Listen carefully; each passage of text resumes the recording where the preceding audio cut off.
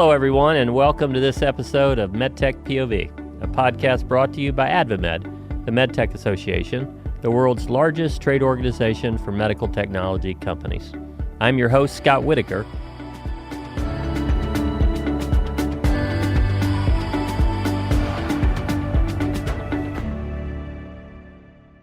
Welcome to the podcast. It's great to have both of you. So, Thank you. Can we back up? You've known each other for a long time now, right? And 50 years. 50 years or so? Plus. Yeah. Let me know if I got this right. You were friends when you were very young, and then you became competitors, and maybe friendships got a little tense at that point in time. Then later, after your careers, you became very close friends again. Did I get that story right? Martina, you want to go first? Well, they're not so friendly. It was very brief. And the competition heated up. Right. But we always spoke to each other. We always respected each other. The press was always trying to pit us against each other, and we didn't take the bait.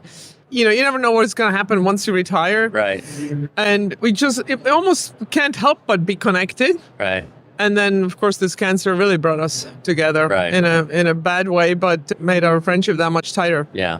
Let's talk about that journey for you, too. Yeah, I think it's in the beginning, obviously, when we were both teenagers, first of all. Right. Okay, so, you don't not like people when you're a teenager. Right. I think life is great, everything is everything's great. Awesome. Oh, good point. And she had just come over from Czechoslovakia, then she defected, and she went through so much, and we were all behind her on all of this, and we were friends. But then in the middle of our career, I think it got heated up because our rivalry was like the talking point of the tennis world. It was like we were playing more and more matches, and we were very close neck to neck, and we were on TV a lot. And as Martina said, the press were trying to create something a little bit bigger than was really there. But we, deep down inside, we liked each other. Right. You know, we knew we were good people, but we still wanted to beat each other on the court. So this is a one-on-one competition. This isn't a team competition, so it is more intense. We're like gladiators out there. Yeah. And at the end of our career, we realized that when we were alone in the locker room on every Sunday, we were vulnerable with each other, and one of us would be upset and crying probably, and the other one was happy, and we would be comforting each other at the end of our matches in the locker room. And we just developed a caring for each other. Yeah. I've always thought, watching from the outside, it would be so hard to compete hard against someone you really, really like, right? And then the intensity of that, and then leaving the court. How did you separate it when you walked off the court, and then come back together again? It had to be difficult. I tried not to feel emotional about Martina. I just tried to hit the ball. Right. I took it out on the ball, and you're right, because I had to play my sister 3 times in a professional tournament, and it was the worst feeling. I felt like throwing up. Every time I played her, it was horrible. Mm-hmm. Couldn't even look at her. So I had this vision of my opponents where I just tried to feel like not have any feeling out there. Yeah, you can make it impersonal in that you're hitting the ball that they're hitting. There's a net in between. It's not like boxing or there's no physical contact at all. So that makes it easier.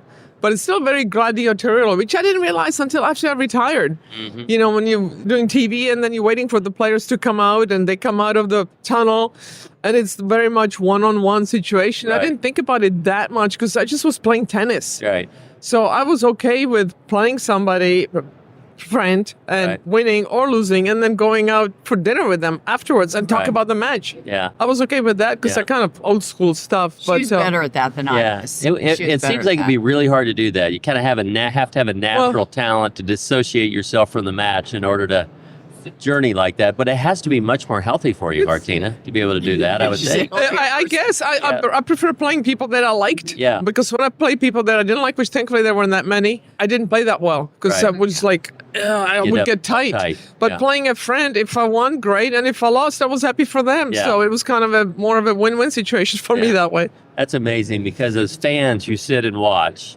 and you imagine the sort of the anger and the bitterness that it looks like it appears on the court would continue for a long period of time. But your ability to just walk away from it. She was better, like I'm saying. She was better. Was it harder for you, Chris, to do that? Yeah, Martina was really good in that area, whereas I would be upset that I lost no matter who I played. Right. If I played I'd be upset, and it would take me a while. I'd go in the locker room, take a shower, and then it was all over. Then I could be friends again. But from the, at the end of the match, I was like, No, I was in that competitive zone. Yeah. It took me a while. Let me put it this way. Loss is a loss. It stinks. Yeah. But I'd rather lose to somebody I like than somebody I don't like. Yeah, interesting. That's that. Now, you both retired, and how far your retirement separated by how many years? 89 for me. Oh, 94. 94. And then I played and then I went to play doubles in the thousands, 2000 to 2006. But yeah. So Chris, when you retired, did you immediately begin to stay in touch with Martina in a different way, or was it after you both retired? I actually went into TV commentating. Yeah. So, I mean, I would and then she had kids, you know. Imagine I had kids. So there's a brief moment, I think, there. I don't even know when we got back together as in touch a lot. I don't. Probably after she retired. Yeah, because then I stopped traveling. She was commentating, I was commentating. Right. So we had, again, rival networks. Right. Again, here we go again, but that was when we got back. Rivals from the outside, but it sounds like always friends. And then she moved down to Fort Lauderdale, which is 30 minutes from my house. So then, that's ironic too, because I moved to Aspen and had a house there where she had lived, and she came down to Fort Lauderdale where I had lived. So we both had two homes in the same place. Yeah. Wow. America, right? Yeah. It's a pretty big country. We ended up in these two small towns. Yeah, that's great. And then, unfortunately, for both of you, you've kind of had this cancer journey together as well. So, Chris, maybe but Martina had it first. Okay. I had DCIS in 2010, right? But that was minor. But still, I had to do 30 days of radiation back then, which I did in Paris because I was with Julia at that point, and so I did it in Paris, and Chris was immediately on my side and supporting me. But that was minor compared to what happened. And then Chris got hers first. Yeah. And then I 2 years after ago. she had her breast cancer, I had ovarian cancer, and my sister Jeannie had died from it. Right. We both had the BRCA gene, but she didn't have the BRCA gene during her cancer period. Really? She tested negative for the BRCA gene, but she had a variant of uncertain significance that they had to keep their eye on, which hadn't been tested enough case studies to really clamp down and say, okay, this is the BRCA gene. 2 years later, it turned into the BRCA gene. Wow. And I got a call.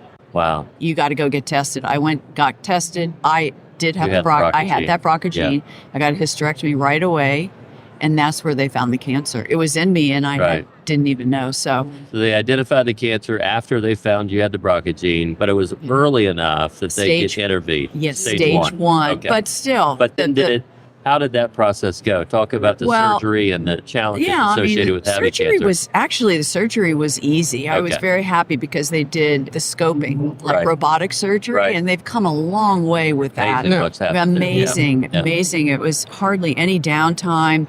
But then I had to have 7 or 8 bouts of 6. I can't remember. 6 bouts of chemo. Is that the norm? Yeah. That's 6 bouts of chemo, which was tough. Nausea and not feeling good. But then I was done, and then a year and a half later, I had another tumor, and that's around that same area. Same area again. You had to go back in. Chemo again. Similar surgery that you went through, or was it more difficult? Because I had a total, similar, same robotic, same robotic surgery, and they removed it. And again, it was early because I had a CAT scan. The good thing is now I have every 3 months I have a CAT scan. Okay. So if I have anything, they get it early. Martina has, now what's your story was a little different. Mine is just, I found I had throat cancer, HPV related. Right.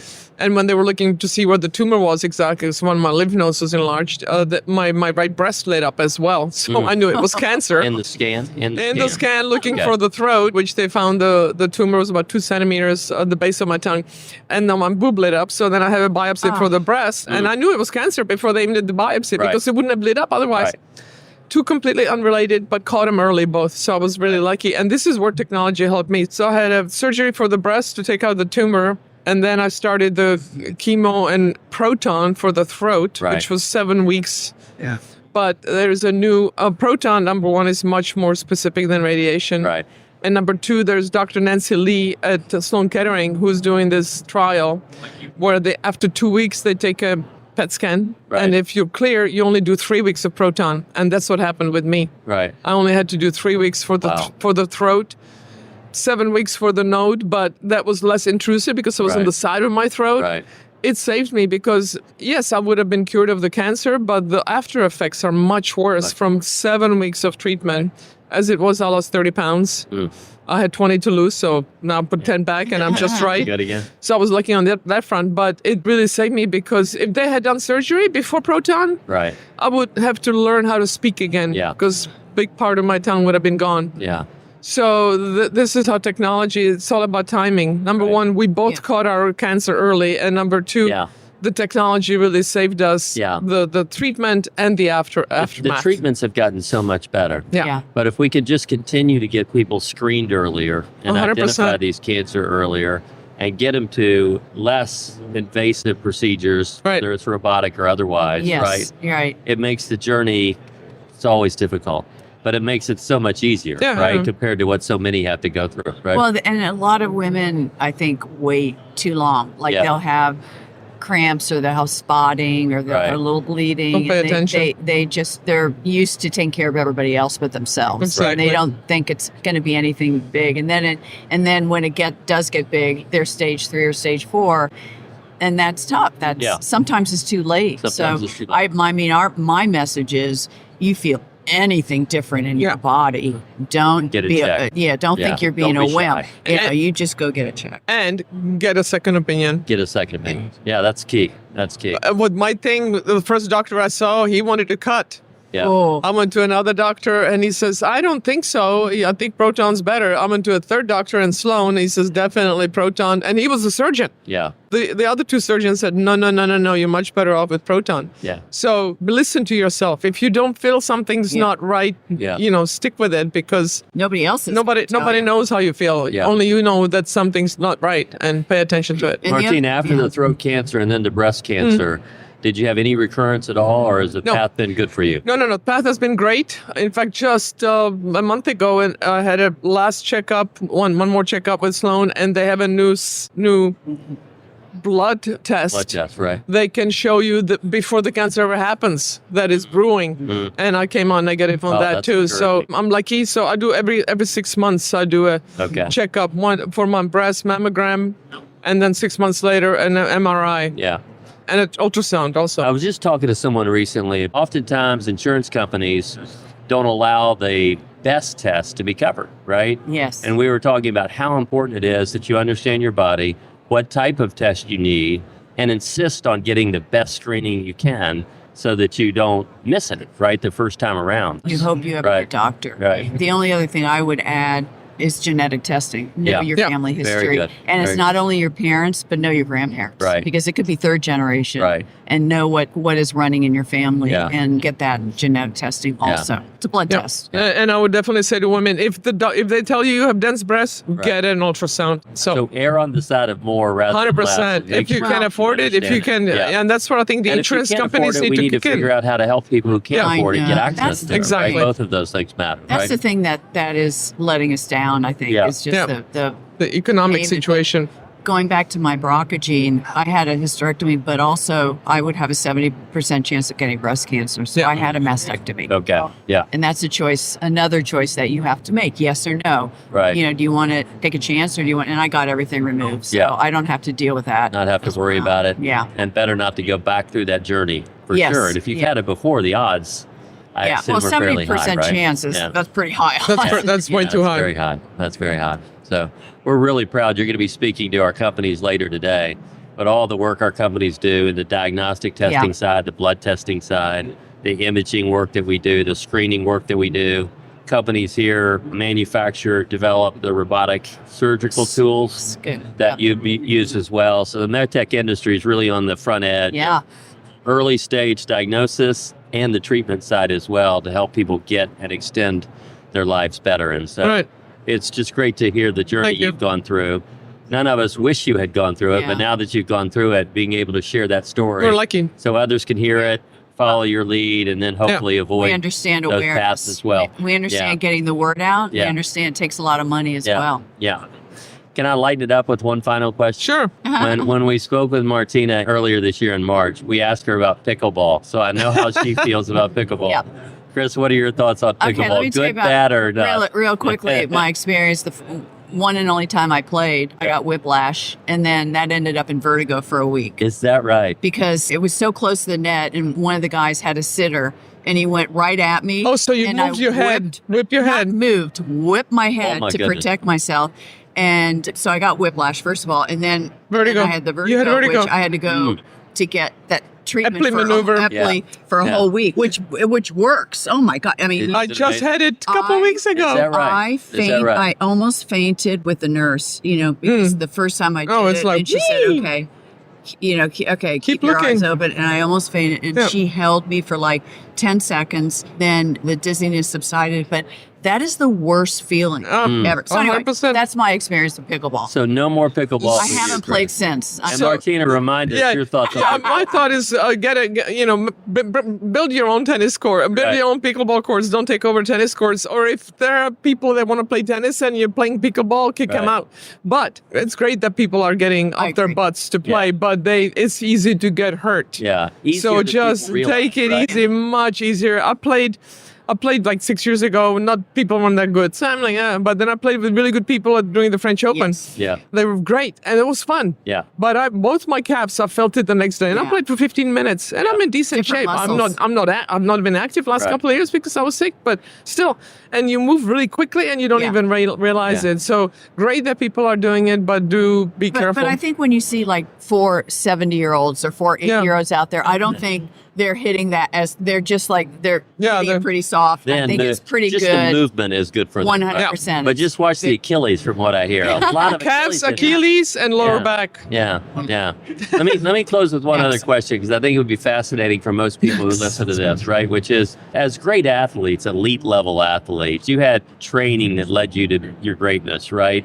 What are the lessons sort of you've learned as you became a great athlete that you could share with young professionals in our industry, or really in any industry, about how to progress to the level that you got to? Big question, but just sort of general advice you would give young professionals, aspiring athletes, things like that. I think believing in yourself. Yeah. I think believing is a big thing. As soon as you have doubts, you maybe stop working as hard, or you stop taking chances. Right. So I think you've just got to obviously work hard in your field, study hard, get the research, believe in yourself, and enjoy what you're doing. Yeah. Martina, as long as you love what you're doing, no time is wasted, and surround yourself with people that support you, and don't be afraid to ask questions. Yeah.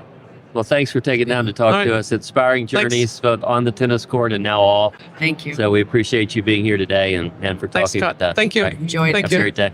Thank you.